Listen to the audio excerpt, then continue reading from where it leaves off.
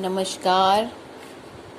त्रयोदशी तिथि भगवान शिव को समर्पित है।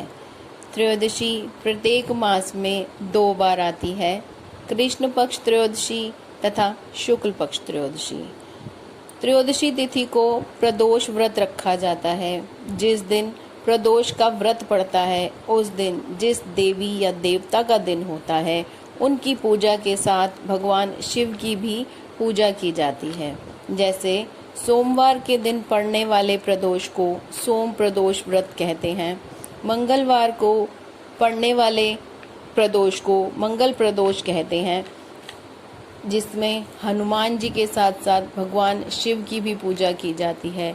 बुधवार के दिन पड़ने वाले प्रदोष को बुध प्रदोष व्रत कहते हैं। आइए अब आपको प्रदोष व्रत का महत्व बताते हैं। प्रदोष व्रत को सौभाग्य बढ़ाने वाला व्रत माना जाता है।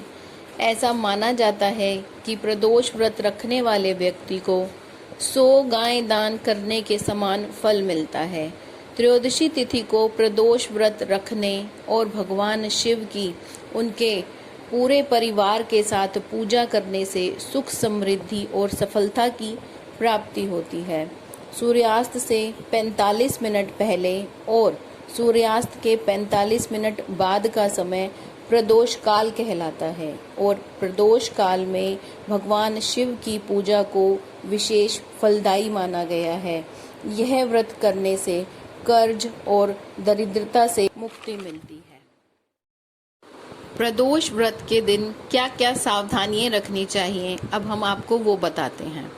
इस दिन काले वस्त्र नहीं पहनने चाहिए।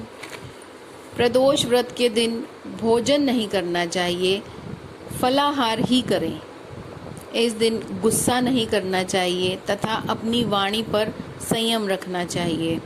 पूजा के समय बैठने के लिए कुशा के आसन का प्रयोग करना उत्तम माना गया है। अब आपको व्रत विधि बताते हैं। नित्य कार्य से निवृत्त होकर स्नान करें। भगवान का ध्यान कर व्रत का संकल्प लें। पूजा करते हुए उत्तर या पूर्व दिशा की तरफ मुंह कर बैठना चाहिए। भगवान शिव का गंगा जल से अभिषेक करें। भगवान को फूल, चावल, भांग, सफ़ेद चंदन, धतूरा, गाय का दूध, धूप, दीप आदि अर्पित करें। ओम नमः शिवाय मंत्र का जाप करें। शिव चालीसा, शिव पंचाक्षर स्तोत्र का पाठ करें। उसके बाद आरती करें। भगवान को खीर का भोग लगाना चाहिए। प्रदोष व्रत उद्यापन विधि। प्रदोष व्रत को 11 या 26 त्रयोदशी तक रखने के बाद व्रत का उद्यापन त्रयोदशी तिथि को ही करना चाहिए। उद्यापन से एक दिन पहले गणेश जी का पूजन करना चाहिए। गणेश जी की पूजा के बाद रात में कीर्तन भजन आदि करते हुए रात्रि जागरण करें। अगले दिन त्रयोदशी तिथि को ओम उमा सहित शिवाय नमः मंत्र का 108 बार जाप करते हुए हवन करें। हवन में खीर की आहुति डालें, ब्राह्मणों को भोजन कराएं तथा यथाशक्ति दान दें। आइए अब आपको बुध प्रदोष व्रत की कथा सुनाते हैं। कथा के अनुसार एक पुरुष का नया नया विवाह हुआ। विवाह के 2 दिन बाद उसकी पत्नी मायके चली गई। कुछ दिनों के बाद वह पुरुष पत्नी को लेने उसके घर गया।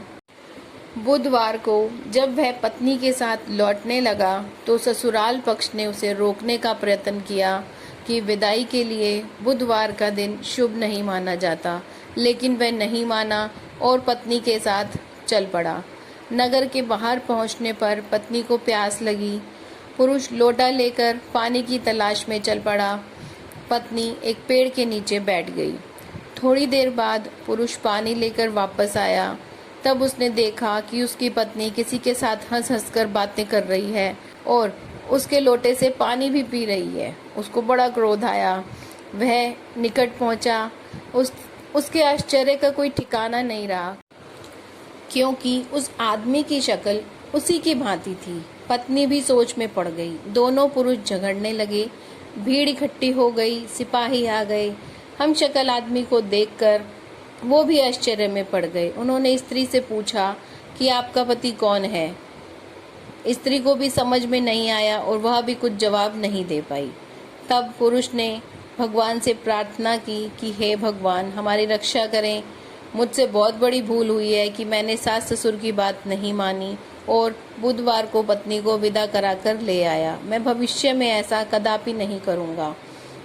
जैसे ही उसने प्रार्थना की, दूसरा पुरुष अंतर्ध्यान हो गया। पति पत्नी सकुशल अपने घर पहुंच गए। उस दिन के बाद से पति पत्नी नियम पूर्वक बुध त्रयोदशी प्रदोष का व्रत रखने लगे।